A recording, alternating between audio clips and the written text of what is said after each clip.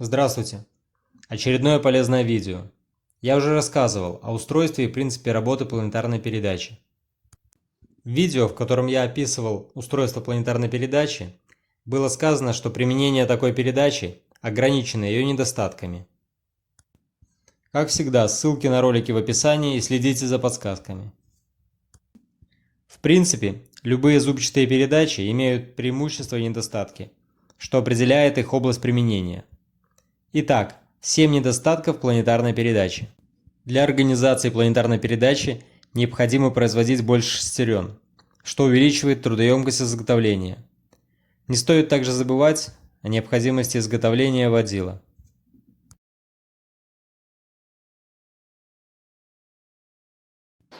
Необходимость изготавливать коронное зубчатое колесо с внутренним зубом. Существует два метода – протяжка и долбежка.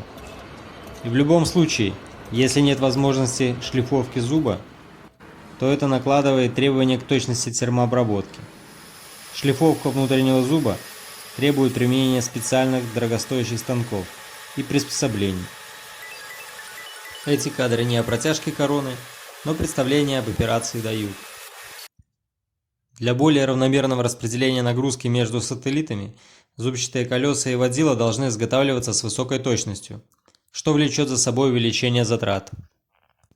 Необходимо постоянно подавать под давлением рабочую жидкость к подшипникам сателлитов. Для этого необходимо устанавливать насос и фильтр. Невозможно одним планетарным рядом реализовать передаточные числа в диапазоне от 0,8 до 1,25, за исключением единицы. Для косозубых зацеплений возникает сложность в изготовлении коронного зубчатого колеса. Вопрос решается применением специальных долбежных станков и инструмента. При этом долбяк не столь универсален, как долбяк для прямозубого зацепления.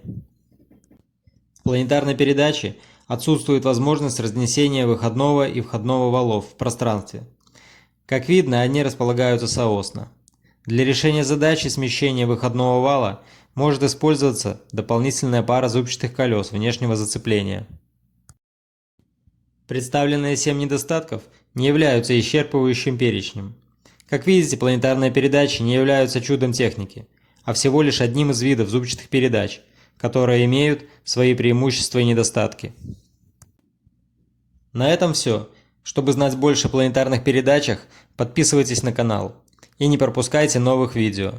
Поделитесь полезными видео с друзьями. Не оставайтесь равнодушными, оцените видео. Смотрите канал Инженер.